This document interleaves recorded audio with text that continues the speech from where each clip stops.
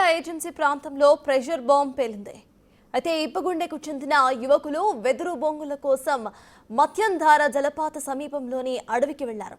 మార్గం మధ్యలోనే ఓ యువకుడు ప్రెషర్ బాంబ్ పై కాలు వేయడంతో ఒక్కసారిగా పేలుడు సంభవించింది. ఈ ఘటనలో ఒకరికి తీవ్ర గాయాలు కాగా ముగ్గురు స్వల్ప గాయాలతో బయటపడ్డారు. క్షతగాత్రులకు ములుగు ఏరియా హాస్పిటల్కి తరలించి చికిత్స అందిస్తున్నారు.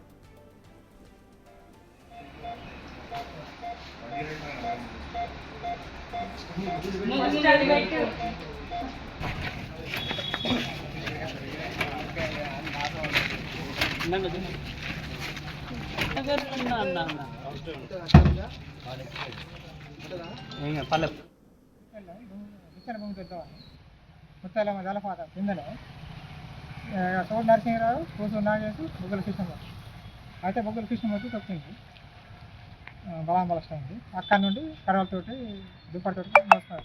దుప్పటి కడవలతోటి కడవంటే అది మన భుజ కావాలి అంటారు. భుజనే తర్వాత ఎట్లా వచ్చారు మీరు? బాటెమ్మటి వచ్చాం. ముత్తాలమ్మ జలపాతం బాటెమ్మటి అక్కడ నుండి ఇక్కడికి ఎట్లా వచ్చారు? మోసుకొని వచ్చాం. అంతేనా? నలుగురు. ఇక ఘటనకు సంబంధించిన అప్డేట్స్ మా ప్రతినిధి వేణు అందిస్తారు. వేణు, చెప్పండి, ప్రెసెంట్ ఆ యువకుల పరిస్థితి ఎలా ఉంది, అసలు అప్డేట్స్ ఏంటి?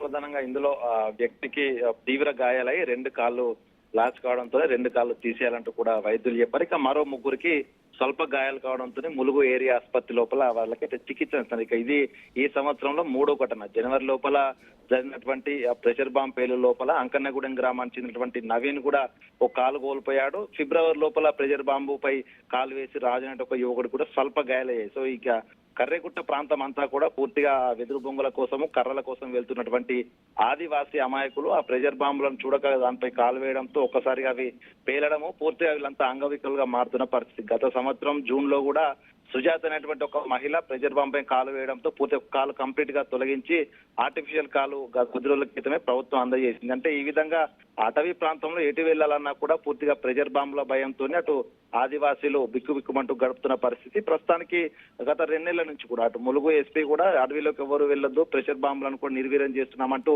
ఫిబ్రవరి లోపల దాదాపు 23 ప్రెషర్ బాంబులు నిర్వీర్యం చేశారు. అయినా కూడా ప్రెషర్ బాంబులు భారీగా పోలీసుల లక్ష్యంగా కూడా అటు మావోయిస్టులు అమర్చినట్లుగా తెలుస్తుంది. ఇక ప్రస్తుతం ఈ యొక్క గాయపడ్డటువంటి వ్యక్తిని మెరుగైన చికిత్స కోసం హైదరాబాద్ తరలించాలంటూ కూడా వైద్యులు చెప్తున్నారు. ఇక పూర్తిగా అటు కూలి పని చేసుకుని బతికేటువంటి తమ కుటుంబాల లోపల ఈ ప్రెషర్ బాంబులు పూర్తిగా ఇబ్బందులకు గురి చేస్తున్నాయంటూ కూడా అక్కడ స్థానికులు అయితే ఆవేదన వ్యక్తం చేసే పరిస్థితి. ఇక ఈ ఘటనపై కూడా పోలీసులు కేసు నమోదు చేసుకుని అటు ముత్యాలధార ప్రాంతం అంతా కూడా నిషిద్ధ ప్రాంతంగా ప్రకటిస్తూ ఎవరు వెళ్ళొద్దంటూ కూడా ప్రస్తుతం అయితే పోలీసులు ఆదేశాలు జారీ చేసిన పరిస్థితి ఉంది. సర్తాజ్. Right, thank you Venu.